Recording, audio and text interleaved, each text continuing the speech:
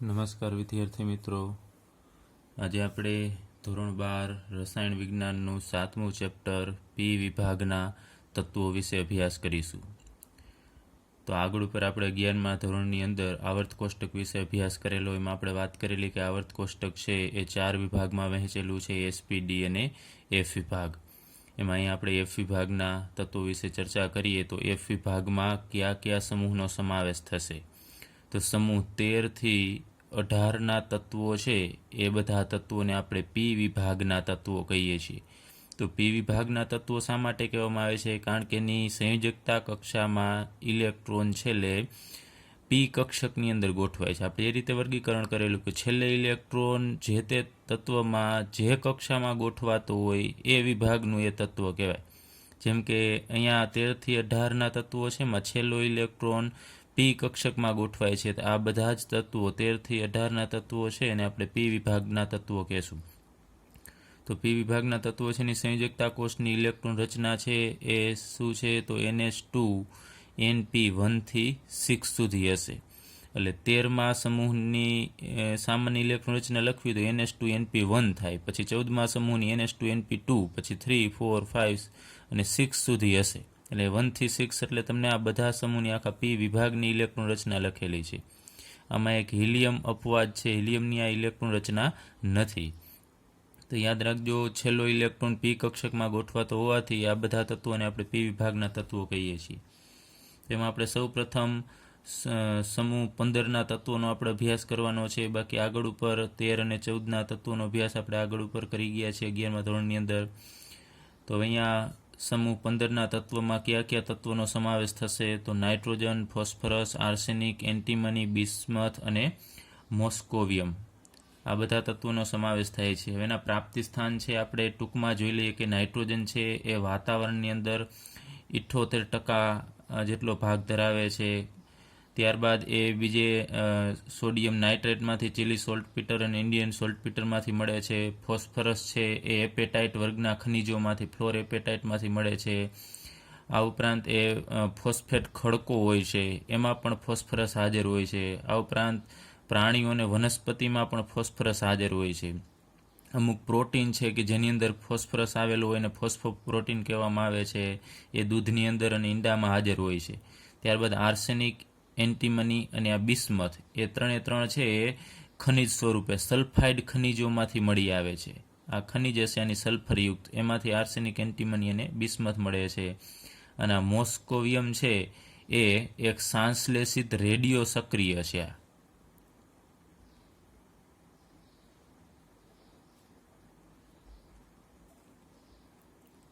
એટલે કે માનવ નિર્મિત પદાર્થ છે, આ તત્વ છે અને રેડિયો સક્રિય પદાર્થ છે. હવે અહીંયા આપણે nitrogen, phosphorus, arsenic, antimony, bismuth અને મોસ્કોવિયમ છે એની આપણે જનરલ કહીએ કે નાઇટ્રોજન અને ફોસ્ફરસ છે એ અધાતુ તત્વ છે. ત્યારબાદ આર્સેનિક અને એન્ટીમની છે એ ધાતુ તત્વ છે, એ અર્ધધાતુ તત્વ થશે. અને બિસ્મથ અને મોસ્કોવિયમ છે એ વિશિષ્ટ ધાતુ છે. મોસ્કોવિયમ છે તો રેડિયો સક્રિય છે, એટલે પ્યોર ધાતુના ગુણધર્મો એનામાં હોતા નથી, કારણ કે રેડિયો સક્રિયના ગુણધર્મ છે એ અલગ જ પ્રકારના હશે. તો યાદ રાખજો, નાઇટ્રોજન, ફોસ્ફરસ અધાતુ, આર્સેનિક અને એન્ટીમની છે અર્ધધાતુ અને બિસ્મથ અને મોસ્કોવિયમ છે વિશિષ્ટ ધાતુ છે. અહીંયા આપણે એની ઇલેક્ટ્રોન રચના લખેલી છે અને તમારા ઇલેક્ટ્રોન રચના બધા તત્વોની યાદ રાખવાની છે. તમે જુઓ છો બાહ્યતમ કક્ષામાં 15મો સમૂહ છે તો 2s2 2p3 હશે, તો બધાની અંદર 2s2p3 જ હશે, માત્ર nનું મૂલ્ય છે બદલાતું રહેશે. અને અંદર ડી અને એફ કક્ષકો છે એ નીચે તરફ જશો એટલે પૂર્ણ ભરાયેલી હશે. એમાં મોસ્કોવિયમ છે જે સંશ્લેષિત રેડિયો સક્રિય છે, એનું અર્ધાયુષ્ય સમય ખૂબ જ ઓછું છે અને અલ્પ માત્રામાં મળે છે, એટલે એના રાસાયણિક ગુણધર્મો છે એ આપણે એટલા બધા જાણી શક્યા નથી. એટલે આ ચેપ્ટરની અંદર આપણે મોસ્કોવિયમ વિશે આ સમૂહમાં વધારે આપણે માહિતી મેળવીશું નહીં, કારણ કે એની માહિતી જ ઓછી ઉપલબ્ધ છે. એનું કારણ એનું અલ્પ આયુષ્ય. ચલો ત્યારબાદ આપણે ઇલેક્ટ્રોનની રચના વિશે અભ્યાસ કરીએ. આમ તો આગળ ઉપર આપણે ઇલેક્ટ્રોન રચના લખેલી છે, એમાં સામાન્ય ઇલેક્ટ્રોન રચનાનો પણ આપણે ઉલ્લેખ કરેલો, પરંતુ સમૂહ 15ના તત્વો છે એની સામાન્ય બાહ્યતમ કક્ષાની ઇલેક્ટ્રોન રચના NS2NP3 છે. એમાં S કક્ષક છે એ પૂર્ણ ભરાયેલી છે અને P કક્ષક છે એ અર્ધપૂર્ણ ભરાયેલી છે. P કક્ષક આ રીતે આપણે દર્શાવીએ તો એમાં ત્રણેય કક્ષકની અંદર એક એક ઇલેક્ટ્રોન હશે આ P વિભાગના તત્વની અંદર. તો અર્ધપૂર્ણ ભરાયેલી કક્ષકો છે એની સ્થાયીતા વધુ હોય છે, આપણે આગળ ઉપર અભ્યાસ કરી ગયા છીએ. ચલો અહીં ઇલેક્ટ્રોન રચનામાં આટલું યાદ રાખો ને, NS2NP3 બધા તત્વોની આ હશે અને એની સ્થાયીતા બીજા કરતાં વધુ છે, એનું કારણ કે અર્ધપૂર્ણ ભરાયેલી છે. ત્યારબાદ આપણે પરમાણ્વીય અને આયનીય ત્રિજ્યા વિશે વાત કરીએ તો અગાઉ તમને ખ્યાલ છે એ મુજબ સમૂહમાં ઉપરથી નીચેની તરફ તમે જાઓ તો પરમાણ્વીય ત્રિજ્યા અને આયનીય ત્રિજ્યા છે એમાં વધારો થાય છે. પરમાણ્વીય અને આયનીય ત્રિજ્યા વધે. આજે આપણે 11મા ધોરણની અંદર અભ્યાસ કરેલો ત્રીજા ચેપ્ટરની અંદર એ જ અહીંયા બધા ગુણધર્મ છે એ લાગુ પડશે કે ઉપરથી નીચે તરફ જાઓ તો પરમાણુ ત્રિજ્યા કેમ વધે? કારણ કે કદ વધતું જાય છે, કક્ષકો વધતી જશે તો પરમાણુ અને આયનીય ત્રિજ્યામાં વધારો થશે. એમાં નાઇટ્રોજનથી આપણે ફોસ્ફરસ તરફ જશું તો અહીંયા ત્રિજ્યામાં વધુ વધારો થશે, પરંતુ નાઇટ્રોજન ફોસ્ફરસ પછી આવશે આર્સેનિક. આપણે આર્સેનિકથી બિસ્મથ સુધી જઈએ તો એટલો બધો ખાસ સહસંયોજક ત્રિજ્યામાં નોંધપાત્ર બહુ વધારો નથી થતો, એટલે કે બહુ ઓછો વધારો થશે. એનું કારણ શું છે? શા માટે આમાં ઓછો વધારો થાય છે? તો એનું કારણ છે કે એમાં સંપૂર્ણ ભરાયેલ ડી અથવા તો F કક્ષકો, કે એની અંદર ડી અને F કક્ષક છે પૂર્ણ ભરાયેલી હોય એના કારણે એની ત્રિજ્યામાં બહુ નોંધપાત્ર વધારો થતો નથી. ચાલો ત્યારબાદ આપણે આયનીકરણ એન્થાલ્પી વિશે વાત કરીએ તો એમાં પણ આપણે આગળ ઉપર 11મા ધોરણની અંદર અભ્યાસ કરેલો કે સમૂહમાં આપણે ઉપરથી નીચે તરફ જઈએ તો આયનીકરણ એન્થાલ્પી, અને આપણે ડેલ્ટા HI કહીએ છીએ, એ આયનીકરણ એન્થાલ્પીમાં ઘટાડો થશે. એટલે કે ઇલેક્ટ્રોનને દૂર કરવો સહેલો પડશે, કારણ કે ઉપર કદ નાનું હોય નીચે કદ મોટું હોય તો કેન્દ્રથી ઇલેક્ટ્રોન દૂર હશે. તો આ ઇલેક્ટ્રોનને દૂર કરવો સહેલો હશે એટલે એની આયનીકરણ એન્થાલ્પી ઓછી હશે અને ઉપરનાની વધારે. ઉપરથી નીચે તરફ જાઓ એટલે આયનીકરણ એન્થાલ્પીમાં ઘટાડો થાય છે, કારણ કે ઇલેક્ટ્રોનને આપણે સરળતાથી દૂર કરી શકીએ છીએ. હવે સમૂહ 14ના તત્વો છે એના કરતાં એની આયનીકરણ એન્થાલ્પી છે એ વધારે હશે. કેના કરતાં? આની ઓછી હશે સમૂહ 14ના તત્વની, અને સમૂહ 15ના તત્વની આયનીકરણ એન્થાલ્પીનું મૂલ્ય વધુ હોય છે. તો એનું રીઝન શું હશે? કે આમાં અર્ધપૂર્ણ ભરાયેલી P કક્ષક છે કે જે સ્થાયીતા પ્રાપ્ત કરેલી છે, એમાંથી ઇલેક્ટ્રોન દૂર કરવાનો છે, જ્યારે આમાં અર્ધપૂર્ણ ભરાયેલી નથી હોતી, આમાં 2 ઇલેક્ટ્રોન હશે, જ્યારે આમાં 3 ઇલેક્ટ્રોન હશે. તો આમાં અર્ધપૂર્ણ હોવાથી આની સ્થાયીતા વધુ. તો સ્થાયીતા વધુ હોય તો એમાંથી ઇલેક્ટ્રોન દૂર કરવો મુશ્કેલ છે, એટલા માટે સમૂહ 15ના તત્વની આયનીકરણ એન્થાલ્પીનું મૂલ્ય સમૂહ 14 કરતાં વધુ હશે. અને આપણે એક બીજો પણ ક્રમ ભણી ગયા છીએ કે આયનીકરણ એન્થાલ્પી પહેલો ઇલેક્ટ્રોન દૂર કરવો થોડો સહેલો પડશે, એટલે પ્રથમ આયનીકરણ એન્થાલ્પીનું મૂલ્ય ઓછું હોય, પછી બીજો ઇલેક્ટ્રોન દૂર કરવા માટે વધુ ઉર્જા આપવી પડે, એટલે ડેલ્ટા HI2નું મૂલ્ય એનાથી વધુ, અને તૃતીય આયનીકરણ એન્થાલ્પીનું મૂલ્ય એનાથી પણ વધુ. આ રીતે અપ ટુ તમારે પછી ઇલેક્ટ્રોન દૂર કરવો મુશ્કેલ થતો જશે, કારણ કે અસરકારક કેન્દ્રીય ધનવીજભારમાં વધારો થતો જશે. ચાલો ત્યારબાદ આપણે વિદ્યુત ઋણતા વિશે અભ્યાસ કરીએ તો એમાં પણ સમૂહમાં ઉપરથી તમે નીચેની તરફ જશો તો વિદ્યુત ઋણતામાં ઘટાડો જોવા મળે છે. વિદ્યુત ઋણતા ઘટે છે એટલે કે ઇલેક્ટ્રોન ખેંચવાની, સહસંયોજક બંધમાંના ઇલેક્ટ્રોનને ખેંચવાની વૃત્તિમાં ઘટાડો થશે. એનું કારણ શું? તો એમાં પણ સેમ એ જ, કદ મોટું થાય તો બહારના ઇલેક્ટ્રોનને ખેંચવાની એની શક્તિ છે ઘટતી જશે. પરંતુ ભારે તત્વો છે કે જેનો પરમાણુ ક્રમાંક વધારે હોય એમાં આ તફાવત છે બહુ ઓછો જોવા મળે છે. ચલો ત્યારબાદ આપણે સમૂહ 15ના તત્વો છે એના રાસાયણિક ગુણધર્મો વિશે અભ્યાસ કરીએ. એમાં સૌપ્રથમ આપણે ઓક્સિડેશન અવસ્થા વિશે ચર્ચા કરીએ અને પછી આપણે એની રાસાયણિક પ્રતિક્રિયાત્મકતાના વલણો વિશે અભ્યાસ કરીએ. તો સમૂહ 15ના તત્વો છે એની સામાન્ય ઓક્સિડેશન અવસ્થા છે -3, +3 અને +5 જોવા મળે છે. એ સામાન્ય રીતે જોવા મળે છે. પછી વચ્ચેની ઓક્સિડેશન અવસ્થા પણ જોવા મળે છે. એના વિશે આપણે અભ્યાસ કરીએ તો અહીંયા મેં જુદા જુદા તત્વો દર્શાવેલા છે અને એની ઓક્સિડેશન અવસ્થા છે. તો નાઇટ્રોજન છે એની ઓક્સિડેશન અવસ્થા -3 થી +5 સુધીની જોવા મળે છે. એટલે કે વચ્ચેની બધી ઓક્સિડેશન અવસ્થા ધરાવતા સંયોજનો પણ નાઇટ્રોજન બનાવી શકે છે. ફોસ્ફરસ આર્સેનિક છે એની ઓક્સિડેશન અવસ્થા મુખ્યત્વે -3, +3 અને +5 પ્રકારની છે. એન્ટીમનીની +3, +5 પ્રકારની અને બિસ્મથ છે એની +3. તો એ સમૂહમાં તમે ઉપરથી નીચે તરફ આમ જાવશો તો તમે અવલોકન કરશો કે અહીંયા ઉપર +5 છે, અહીંયા નીચે +5 નથી. ત્યારબાદ ઉપર -3 છે, નીચે -3 નથી. તો એનો મતલબ કે ઉપર +5 વાળા સંયોજન બનાવશે, નીચેવાળા +5 વાળા સંયોજન બનાવતા નથી. એ જ રીતે ઉપરના તત્વ છે એ -3 ઓક્સિડેશન અવસ્થાવાળા સંયોજન બનાવવાની વૃત્તિ હોય, નીચેના વાળાની નથી. તો ઉપરથી તમે નીચેની તરફ જાઓ તો આપણે જોઈએ સમૂહમાં ઉપરથી નીચે તરફ જશો તો -3 ઓક્સિડેશન અવસ્થાની સ્થાયીતા ઘટે છે. તમે જુઓ છો સ્થાયીતા ઘટતી જાય છે અને +5 ઓક્સિડેશન અવસ્થાની સ્થાયીતા પણ ઘટે છે. બંને +3 અને -3 બંનેની સ્થાયીતા ઘટે છે, નીચે જોવા નથી મળતા. પરંતુ ઉપર +3 વાળા છે અને નીચે જોવો છો તો +3 વધતું જશે. એટલે નીચેનું સંયોજન બિસ્મથ છે +3 વાળું જ સંયોજન બનાવે છે. તો આપણે કહી શકાય કે સમૂહમાં ઉપરથી નીચે તરફ જતા +3 ઓક્સિડેશન અવસ્થાની સ્થાયીતા વધતી જોવા મળે છે. ચાલો હવે આપણે નાઇટ્રોજન વિશે વાત કરીએ. તો નાઇટ્રોજન છે એ ઓક્સિજન સાથે સંયોજન બનાવે. એટલે નાઇટ્રોજન ઓક્સિજન સાથે જોડાશે એટલે ઓક્સાઇડ બનાવે. તો એ ઓક્સાઇડમાં +1, +2, +4 અને +5 ઓક્સિડેશન અવસ્થા ધરાવતા સંયોજન બનાવે છે. ફરીથી નાઇટ્રોજન ઓક્સિજન સાથે કયા પ્રકારના સંયોજન બનાવે છે? +1, +2, +4, +5 ઓક્સિડેશન અવસ્થા ધરાવતા સંયોજન.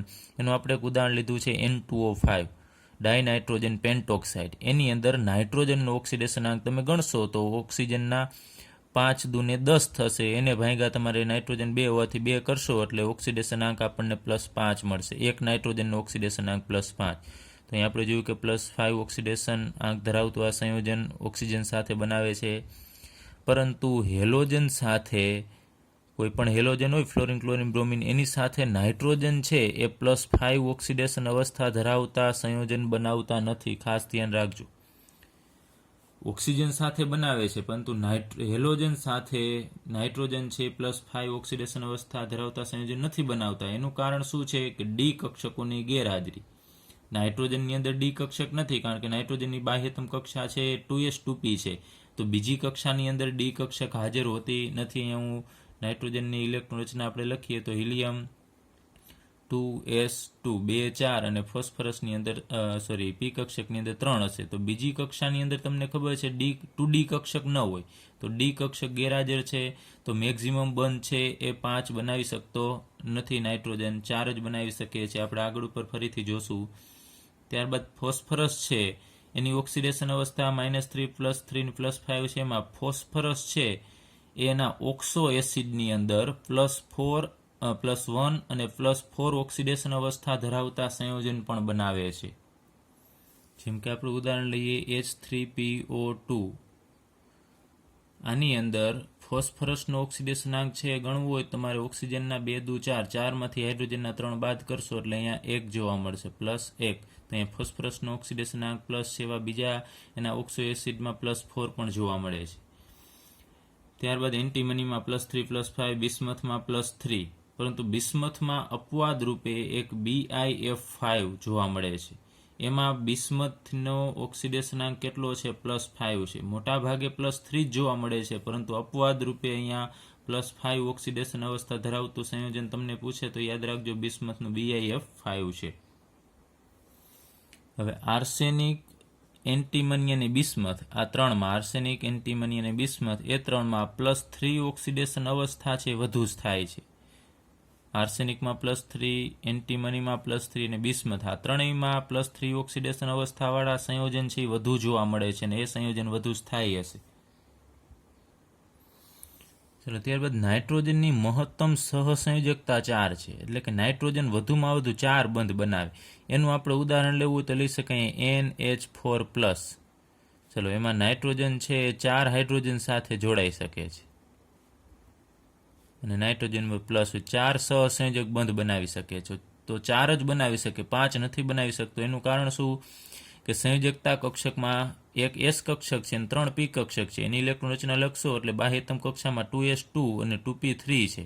તો ટોટલી કક્ષા કેટલી છે? 1, 2, 3 અને 4 કક્ષા જ છે. તો 4 કક્ષક બાહ્યતમ કક્ષામાં ઉપલબ્ધ હોવાથી એ મહત્તમ 4 બંધ જ બનાવી શકે. ડી કક્ષક તો આમાં છે નહીં, તો એનું અષ્ટક છે એ વિસ્તૃત કરી શકે, વધુ બંધ બનાવી શકે. તો પી કક્ષકની અંદર ડી કક્ષક હાજર હોય તો એની ઇલેક્ટ્રોન રચના નિયોન 3s2 3p3 અને ડી કક્ષકની અંદર 0 ઇલેક્ટ્રોન છે, પરંતુ ડી કક્ષક ત્રીજી કક્ષાની અંદર ઉપલબ્ધ તો છે જ, તો જરૂર પડે આ ડી કક્ષકનો પણ ઉપયોગ થઈ શકે બંધ બનાવવામાં. તો એમાંથી એ PF6 પ્રકારનું સંયોજન છે એ બનાવી શકીએ છીએ. તો આમાં ફોસ્ફરસ છે તમે જુઓ છો 6 બંધ બનાવે છે. ફોસ્ફરસ ફ્લોરિન સાથે 6 બંધ બનાવે છે, એટલે એની સહસંયોજકતા 6 આપણે ગણી શકાય. પરંતુ અહીંયા નાઇટ્રોજન છે 4 જ બંધ બનાવશે. એટલે તમને ક્લિયર થવું જોઈએ કે નાઇટ્રોજનની અંદર ડી કક્ષક ગેરહાજર છે, એટલે બાહ્યતમ કક્ષામાં 4 હોવાથી 4 જ બનાવે છે. પી કક્ષકમાં ડી કક્ષક હોવાથી એ 4 કરતાં વધુ સહસંયોજકતા છે દર્શાવી શકે છે. ત્યારબાદ નાઇટ્રોજનના કિસ્સામાં એસિડ દ્રાવણની અંદર એ +1 થી +4 ઓક્સિડેશન અવસ્થા ધરાવે છે. જેમ કે આપણે લઈએ 3 મોલ HNO2, એટલે આને નાઇટ્રસ એસિડ કહીએ છીએ, HNO2. તો એની અંદરથી 3 મોલ હોય તો એની અંદર બીજી વસ્તુ શું હશે? HNO3, નાઇટ્રિક એસિડ, પછી એમાંથી H2O અને 2 મોલ NO બનાવશે.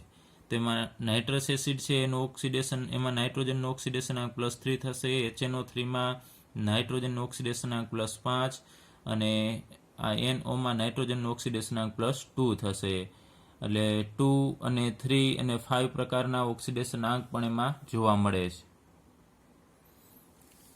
ત્યારબાદ આપણે નાઇટ્રોજનના અનિયમિત ગુણધર્મ વિશે અભ્યાસ કરીએ. એટલે કે નાઇટ્રોજન એ જ સમૂહના બીજા તત્વ છે એના કરતાં અલગ ગુણધર્મ ધરાવે છે. આમ તો તમને ખ્યાલ છે કે સમૂહમાં રહેલા બધા તત્વો છે એના ગુણધર્મ સમાન હોય, પરંતુ નાઇટ્રોજનના ગુણધર્મ ઘણા બધા એવા છે કે જે એ જ સમૂહના બીજા તત્વ કરતાં અલગ પડે છે. તો એનું કારણ શું છે?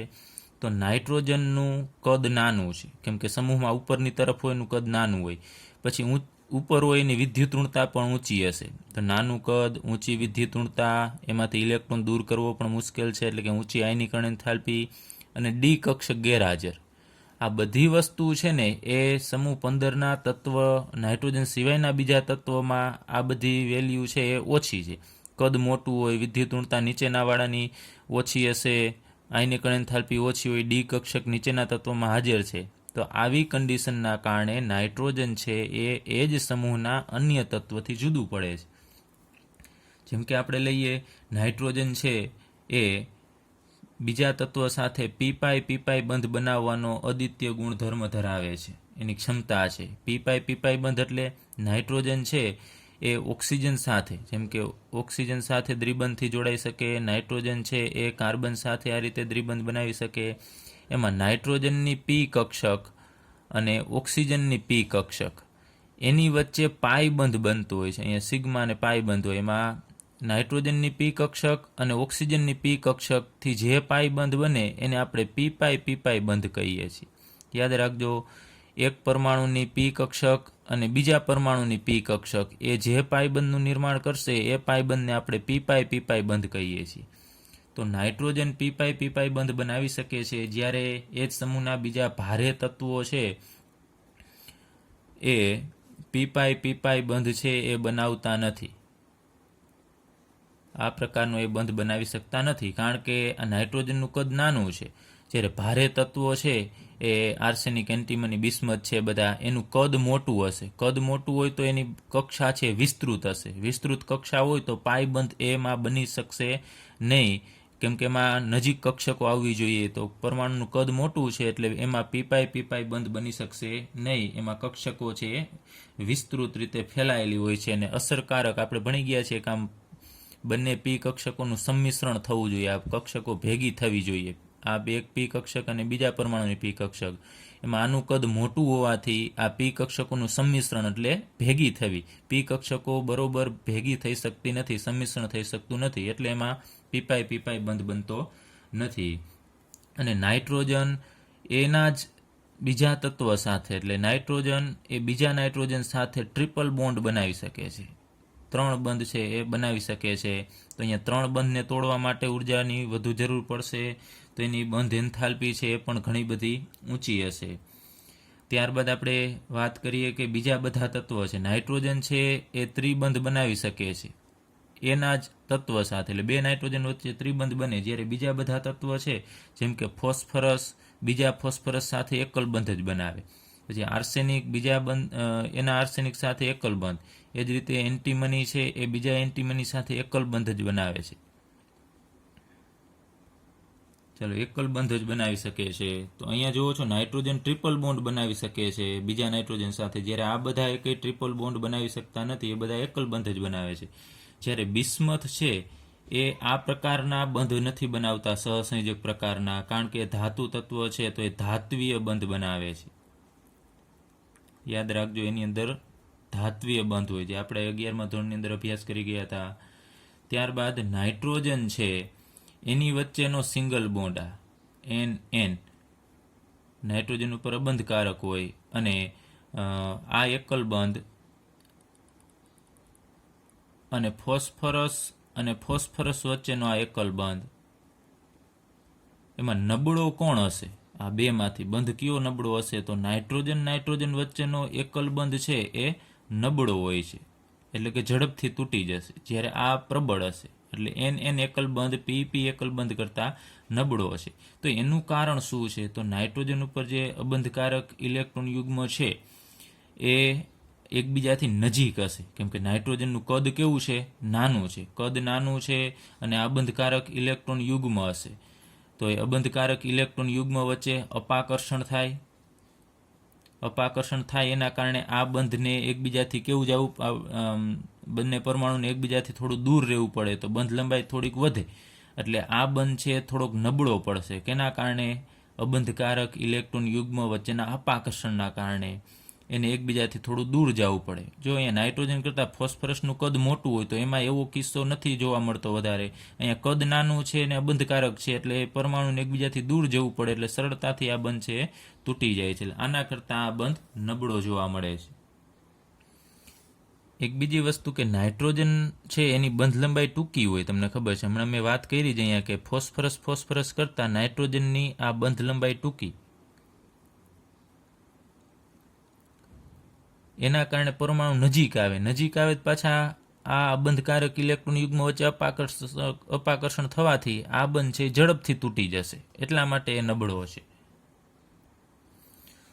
હવે નાઇટ્રોજન છે એ કેટેનેશન દર્શાવતું નથી, આ ગુણધર્મ ધરાવતો નથી, એટલે કે નાઇટ્રોજન બીજા નાઇટ્રોજન ત્રીજા નાઇટ્રોજન એની સાથે, જેમ કે કાર્બન કેટેનેશનનો ગુણધર્મ આમ ધરાવે છે, કાર્બન બીજા કાર્બન સાથે જોડાઈ શકે છે, એ રીતે નાઇટ્રોજન છે જોડાતું નથી.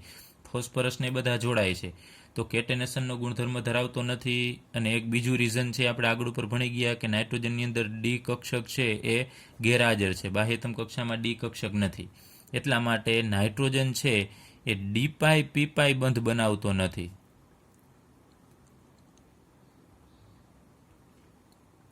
આપણે પીપાઈ બંધ આગળ ઉપર ચર્ચા કરી કે નાઇટ્રોજનની પી કક્ષક અને ઓક્સિજનની પી કક્ષક એની વચ્ચે પાઈ બંધ બને છે, પરંતુ નાઇટ્રોજન છે ડીપાઈ પીપાઈ પ્રકારનો બંધ નથી બનાવતો, કારણ કે નાઇટ્રોજનની અંદર ડી કક્ષક હાજર જ નથી, તો એ ડીપાઈ પીપાઈ બંધ બનાવશે નહીં. જ્યારે બીજા બધા ભારે તત્વો છે એ ડીપાઈ પીપાઈ પ્રકારનો બંધ બનાવે છે. આપણે ઉદાહરણ તરીકે લઈએ, એમાં R3P દ્વિબંધ ઓક્સિજન, અને બીજું એક ઉદાહરણ લઈએ R3P ડબલ બોન્ડ CH2. તો આમાં ફોસ્ફરસની અંદર ડી કક્ષક હશે, તો ફોસ્ફરસની ડી કક્ષક અને આ ઓક્સિજનની પી કક્ષક, એ જ રીતે અહીંયા પણ ફોસ્ફરસની ડી કક્ષક અને કાર્બનની પી કક્ષક એની વચ્ચે બંધ બને છે, એટલે આ જે પાઈ બંધ બને છે એને આપણે ડીપાઈ પીપાઈ બંધ કહેશું. તો ફોસ્ફરસ ડીપાઈ પીપાઈ બંધ બનાવી શકે છે, કારણ કે ફોસ્ફરસની અંદર ડી કક્ષકો હાજર છે. ત્યારબાદ આપણે વાત કરીએ કે ફોસ્ફરસ છે અને આર્સેનિકના સંયોજનો છે એ જ્યારે લિગેન્ડ તરીકે વર્તે, જેમ કે આપણે લઈએ ફોસ્ફરસ સાથે જો 3 ઇથાઇલ સમૂહ જોડાયેલા હોય અને બીજું કે આર્સેનિક સાથે 3 ફિનાઇલ રિંગ જોડાયેલી હોય C6H5 થ્રાઇસ, તો આ જ્યારે લિગેન્ડ તરીકે વર્તે, લિગેન્ડ એટલે ઇલેક્ટ્રોન યુગ્મનું દાન કરે, લિગેન્ડ તરીકે વર્તે ત્યારે ફોસ્ફરસ અને આર્સેનિક છે એ સંક્રાંતિ તત્વ એટલે કે ડી વિભાગના તત્વ સાથે એ ડીપાઈ બંધ પણ બનાવી શકે છે. તો ફોસ્ફરસ અને આર્સેનિકની અંદર ડી કક્ષક તો હશે જ, અને સંક્રાંતિ તત્વો છે એની ડી કક્ષક, એટલે બંનેની ડી કક્ષક વચ્ચે પાઈ બંધ બનાવશે તો એને આપણે ડીપાઈ બંધ કહેશું.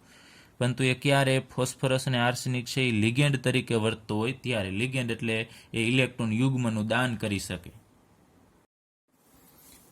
હવે આપણે રાસાયણિક પ્રતિક્રિયાત્મકતામાં વલણો વિશે અભ્યાસ કરીશું, એટલે કે સમૂહમાં કઈ રીતે ફેરફાર થાય છે જુદા જુદા સંયોજનોમાં. એમાં આપણે સૌપ્રથમ હાઇડ્રોજન પ્રત્યે પ્રતિક્રિયાત્મકતા, એટલે કે સમૂહ 15ના તત્વો છે એ હાઇડ્રોજન સાથે પ્રક્રિયા કરીને કેવા પ્રકારનું સંયોજન બનાવે છે અને એના ગુણધર્મો કેવા હોય છે. તો સમૂહ 15ના બધા તત્વો છે એ EH3 પ્રકારના હાઇડ્રાઇડ બનાવે છે, એટલે કે અહીંયા સમૂહ 15ના તત્વો છે nitrogen, phosphorus, arsenic, antimony, bismuth. આમાં મોસ્કોવિયમ નથી લેવાનું કારણ કે રેડિયો સક્રિય છે, એના તો ગુણધર્મ બીજા બધા કરતાં અલગ હશે, આ પ્રકારના એ સંયોજન નથી બનાવતા. તો અહીંયા કોઈ પણ તત્વ અને એની સાથે 3 હાઇડ્રોજન જોડાય એવા હાઇડ્રાઇડ બનાવે છે.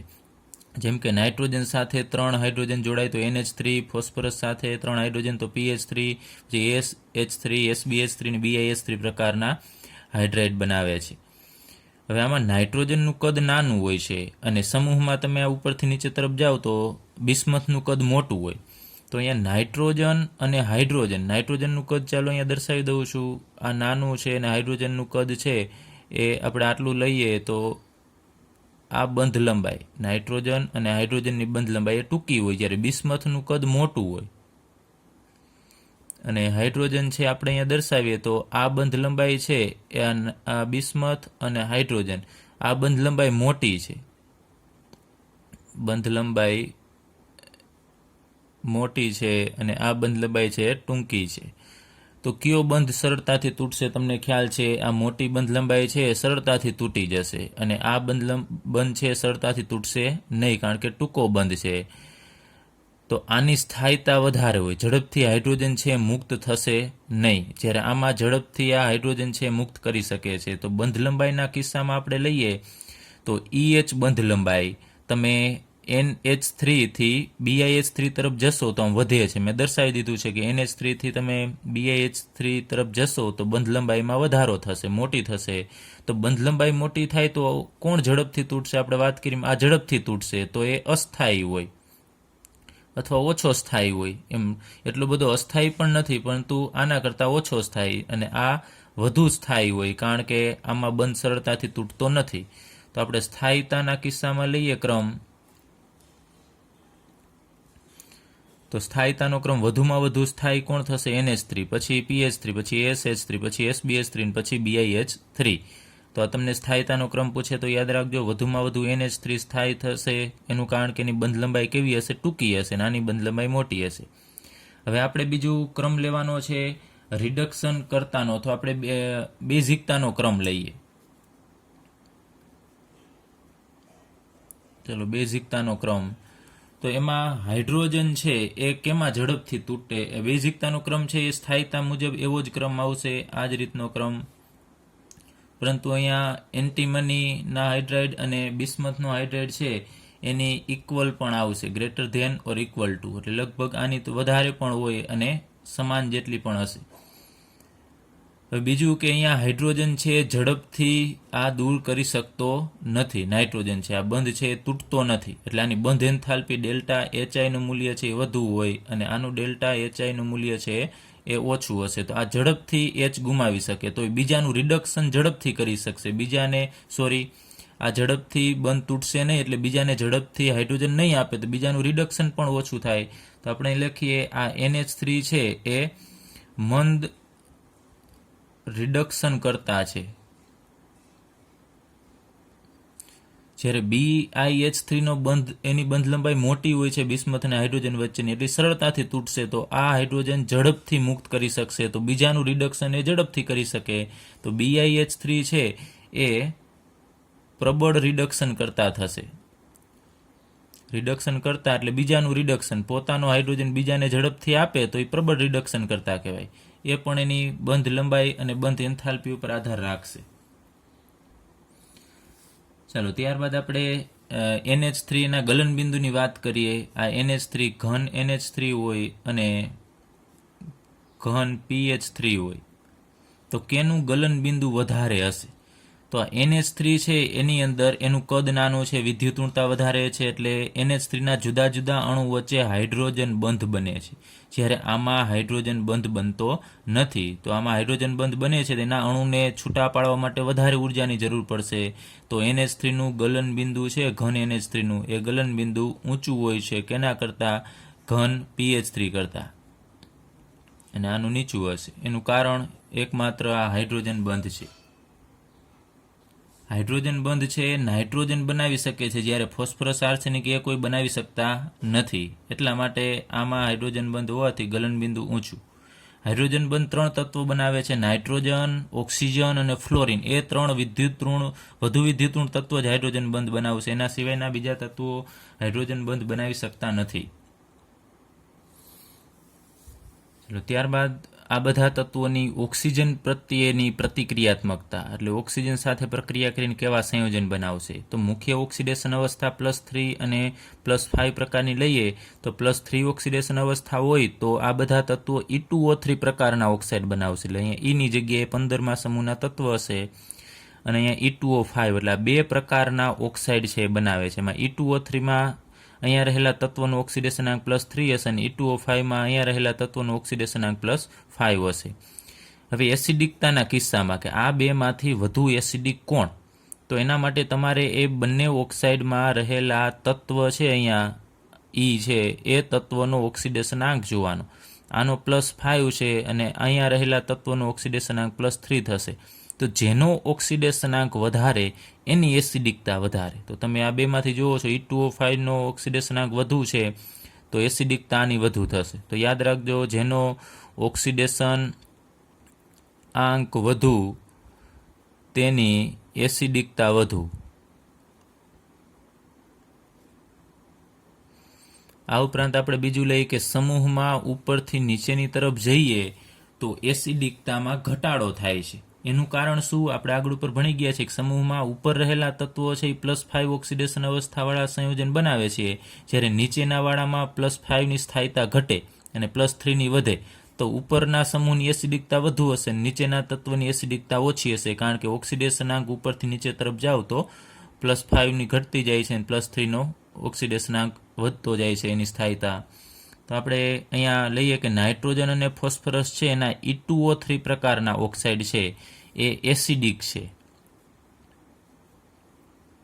પછી આર્સેનિક અને એન્ટીમનીના ઓક્સાઇડ છે એ ઉભયધર્મી છે, એટલે કે એસિડિકતાનો ગુણધર્મ અને બેઝિકતા બંનેના ગુણધર્મ ધરાવે છે. એટલે એસિડ સાથે પ્રક્રિયા કરે અને બેઝ સાથે પ્રક્રિયા કરે. અને બિસ્મથનો ઓક્સાઇડ છે એ બેઝિક ગુણધર્મ ધરાવે છે. ચાલો, ઓક્સાઇડની જ વાત કરીએ છીએ. નાઇટ્રોજન અને ફોસ્ફરસના એસિડિક. આપણે વાત કરી લઈએ કે નાઇટ્રોજન અને ફોસ્ફરસ છે એ અધાતુ તત્વ છે. ત્યારબાદ આર્સેનિક અને એન્ટીમની છે એ અર્ધધાતુ તત્વ છે, તો એને ઉપધાતુ પણ કહેવામાં આવે છે. અને બિસ્મથ છે વિશિષ્ટ ધાતુ છે. તો અધાતુના ઓક્સાઇડ સામાન્ય રીતે એસિડિક હોય, અર્ધધાતુના ઉભયધર્મી હોય અને ધાતુના ઓક્સાઇડ છે એ સામાન્ય રીતે બેઝિક હોય છે. ત્યારબાદ હેલોજન પ્રત્યેની પ્રતિક્રિયાત્મકતા. તો સમૂહ 15ના તત્વો છે એ 2 પ્રકારના મુખ્યત્વે હેલાઇડ બનાવે છે, એક EX3 પ્રકારનો અને બીજો EX5 પ્રકારનો. તો અહીંયા EX3માં અહીંયા રહેલા તત્વોનો ઓક્સિડેશનાંક +3 હશે અને EX5માં અહીંયા રહેલા તત્વોનો ઓક્સિડેશનાંક +5 હશે. એટલે કે ટૂંકમાં +3 અને +5 ઓક્સિડેશન આંક ધરાવતા હેલાઇડ સંયોજનો એ બનાવે છે. હવે નાઇટ્રોજન છે એ EX5 પ્રકારનો, એટલે કે પેન્ટા હેલાઇડ કહેવાય આને. પેન્ટા હેલાઇડ પ્રકારનો એ હેલાઇડ બનાવતો નથી, યાદ રાખજો, કારણ કે નાઇટ્રોજનને 5 સહસંયોજક બંધ બનાવવા પડે. તો આપણે આગળ ઉપર વાત કરી લે કે નાઇટ્રોજનની મહત્તમ સહસંયોજકતા 4 જ છે, 5 બંધ નથી બનાવી શકતો. એનું કારણ શું કે નાઇટ્રોજનની અંદર ડી કક્ષક ગેરહાજર છે, એટલે વધુ બંધ બનાવવા માટે વધુ કક્ષકની જરૂર પડે. 5 બંધ બનાવવા માટે બાહ્યતમ કક્ષામાં 5 કક્ષકો ઉપલબ્ધ હોવી જોઈએ, પરંતુ નાઇટ્રોજન પાસે તો 4 જ બાહ્યતમ કક્ષામાં કક્ષક છે. ફરીથી અહીંયા લખું છું 2s અને 3 2p. તો ટોટલ 3 ને 4 કક્ષક જ થશે. નાઇટ્રોજન 4 બંધ બનાવે 5 પ્રકારનો એ હેલાઇડ બનાવી શકતો નથી. યાદ રાખજો, ખાસ તમને પૂછે MCQમાં તો કહેવાનું કે EX5 પ્રકારનો હેલાઇડ નાઇટ્રોજન નથી બનાવી શકતો. એનું કારણ ડી કક્ષક ગેરહાજર. ત્યારબાદ EX5 અને EX3 એ બંનેની સહસંયોજકતા વિશે વાત કરીએ તો કેમાં સહસંયોજક બંધનું લક્ષણ વધુ હશે? તો EX5 પ્રકારનો જે હેલાઇડ છે એ EX3 કરતાં વધુ સહસંયોજક હશે. એટલે કે સહસંયોજકતાનો ક્રમ આપણે લખવો તો આ રીતે લખી શકાય. એનું કારણ કે EX5માં ઓક્સિડેશનાંક +5 છે અને EX3માં તત્વનો ઓક્સિડેશનાંક +3 હશે. તો જેનો ઓક્સિડેશનાંક વધુ હોય ને એની ધ્રુવણ ક્ષમતા વધુ હોય, એટલે બીજા પાસેથી ઇલેક્ટ્રોન મેળવી લેવાની વૃત્તિ કેવી હશે? આની વધુ હશે. અને બંધને ધ્રુવીય ધ્રુવણ ક્ષમતા એટલે કે બંધને ધ્રુવીય બનાવવાની ક્ષમતા એની વધુ હશે. એટલે આને +5 એટલે કે 5 ઇલેક્ટ્રોન ઘટે છે એમ આપણે ગણીએ તો બીજા પાસેથી વધુ ઇલેક્ટ્રોન મેળવશે. જ્યારે ઇલેક્ટ્રોન બીજા પાસેથી મેળવવાની વૃત્તિ ધરાવતું હોય તો એની અંદર સહસંયોજક લક્ષણ ઉત્પન્ન થાય. તો EX5 સંયોજનમાં સહસંયોજક લક્ષણ વધુ હોય છે. એટલે એમાં પણ તમારે યાદ રાખવાનું કે જેનો ઓક્સિડેશનાંક વધુ હોય ને એમાં સહસંયોજક લક્ષણ પણ કેવું હશે? વધુ હશે. એટલે ત્યારબાદ નાઇટ્રોજન છે એ આ તો બનાવતું નથી આ પ્રકારના પેન્ટાહેલાઇડ, પણ એક જ પ્રકારનો હેલાઇડ બનાવે છે NF3 પ્રકારનો. એ પ્રકારને EX3 પ્રકારમાં પણ માત્ર એક NF3 એટલે નાઇટ્રોજન સાથે 3 ફ્લોરિન જોડાયેલો હોય ને એ એક જ ટ્રાય હેલાઇડ બનાવે છે અને એનો એ હેલાઇડ સ્થાયી હોય. અને જો NCl3 બનાવે ને તો એ અસ્થાયી છે. આ ખૂબ જ અસ્થાયી વિસ્ફોટ થાય આમાંથી સીધો, કેમ કે એ સ્થાયી રહી શકતું નથી, બંધ ઝડપથી તૂટી જાય છે. એટલે આ અસ્થાયી છે. ત્યારબાદ NBr3 એ બધા અસ્થાયી. તો તમને આ એક પ્રશ્ન પૂછી શકે કે નાઇટ્રોજનનો કયો હેલાઇડ છે કે જે એકમાત્ર સ્થાયી છે? તો યાદ રાખજો NF3 એ એક જ સ્થાયી છે કે વિસ્ફોટ થતો નથી, એમને સ્થાયી રહી શકે છે. જ્યારે બાકીના બધા છે એ અસ્થાયી અથવા તો આપણે વિસ્ફોટક કહી શકાય. એટલે નાઇટ્રોજનનો આ એક જ હેલાઇડ સ્થાયી, જ્યારે બીજા બધા તત્વના બધા જ ટ્રાય હેલાઇડ થાય. જેમ કે આપણે કહીએ PCl3 તો એ સ્થાયી હોય, પછી ક્લોરિનની જગ્યાએ બ્રોમિન જોડાયેલું હોય તો PBr3 એ પણ સ્થાયી થશે, PI3 એ પણ સ્થાયી થશે. તો અહીંયા ક્લોરિન અને બ્રોમિન એ પ્રકારના ટ્રાયહેલાઇડ સ્થાયી છે, જ્યારે નાઇટ્રોજનમાં આ એક જ સ્થાયી. એટલે આ તમને અપવાદરૂપ છે એટલે પૂછી શકે, અને અપવાદો એ જ વધુ એક્ઝામમાં પૂછે. ત્યારબાદ BiF3 છે એ આયોનિક સ્વભાવ ધરાવે છે. આ પણ યાદ રાખજો, બીજા બધા ટ્રાયહેલાઇડમાં BiF3 છે ને એ એક આયોનિક સ્વભાવ ધરાવે છે, જ્યારે બીજા બધા છે એ સહસંયોજક સ્વભાવના હોય છે. એની અંદર બંધ છે એ સહસંયોજક પ્રકારનો હશે, જ્યારે આમાં આયોનિક. કારણ કે બિસ્મથ છે ધાતુ છે અને ફ્લોરિન છે પ્યોર અધાતુ છે. તો ધાતુ ગુણધર્મ જેમાં વધુ હોય અને જેમાં અધાતુ ગુણધર્મ વધુ હોય એની વચ્ચે જે બંધ બને ને એ સામાન્ય રીતે આયોનિક બંધ હોય. એટલે આયન આમાં હશે Bi+3 અને F-. એટલે આ પણ યાદ રાખજો, BiNF3 છે એ સ્થાયી છે એક જ, અને BiF3 એક એવું છે કે જે આયોનિક, અને બીજા બધા સંયોજન છે સહસંયોજક સ્વભાવના હોય છે. ત્યારબાદ ધાતુઓ પ્રત્યે પ્રતિક્રિયાત્મકતા, એટલે કે સમૂહ 15ના તત્વો છે ધાતુ સાથે પ્રક્રિયા કરીને કેવા સંયોજન બનાવે? તો -3 ઓક્સિડેશન આંક ધરાવતા દ્વિઅંગી સંયોજન બનાવે છે. સમૂહ 15ના તત્વો છે એમાં એ સમૂહ 15ના તત્વની ઓક્સિડેશન અવસ્થા કઈ હશે? -3, કારણ કે અધાતુ તત્વો ગણાય, અને ધાતુ ઉપર તો ઓક્સિડેશન આંક પ્લસ આવશે, એનો વીજભાર પ્લસ હોય, તો આ બધા ઉપર -3. તો જેમ આપણે ઉદાહરણ લઈએ, કેલ્શિયમ ધાતુ છે એટલે ધાતુઓ પ્રત્યેની પ્રતિક્રિયાત્મકતા. તો કેલ્શિયમ ધાતુ છે એ નાઇટ્રોજન સાથે કયા પ્રકારનું સંયોજન બનાવશે? તો Ca3N2. એમાં નાઇટ્રોજન છે એનો ઓક્સિડેશન આંક તમે ગણશો તો -3 થશે. આનો +2 એટલે 3 દુ 6 અને નાઇટ્રોજન 2 તો 2 ભાગ પાડવા પડે એટલે -3 થશે. ત્યારબાદ ફોસ્ફરસ પણ કેલ્શિયમ સાથે જોડાશે અને Ca3P2. તો Ca3P2 પ્રકારનો, એમાં પણ ફોસ્ફરસ છે એનો ઓક્સિડેશનાંક -3 હશે. પછી Na3As એટલે આર્સેનિક સાથે 3 નાઇટ્રોજન જોડાય તો આર્સેનિકનો ઓક્સિડેશનાંક તમે ગણશો તો -3 થશે. પછી Zn3Sb2 એમાં પણ એન્ટીમનીનો ઓક્સિડેશનાંક -3. Mg3Bi2 એમાં પણ બિસ્મથનો ઓક્સિડેશનાંક -3 હશે. તો આ બધાના આપણે નામ જોઈએ. Ca3N2 નું નામ થશે કેલ્શિયમ નાઇટ્રાઇડ. પછી Ca3P2 નું નામ થશે કેલ્શિયમ ફોસ્ફાઇડ. ત્યારબાદ Na3As નું નામ થશે સોડિયમ આર્સેનાઇડ. ત્યારબાદ Zn3Sb2 નું નામ થશે ઝિંક એન્ટીમોનાઇડ. અને Mg3Bi2 નું નામ થશે મેગ્નેશિયમ બિસ્મથાઇડ. તો આ બધા નામ પણ યાદ રાખજો અને એના સૂત્ર પણ યાદ રાખજો. અને આ બધાની અંદર આ બધા સમૂહ 15ના તત્વો છે એનો ઓક્સિડેશનાંક -3 જોવા મળે છે.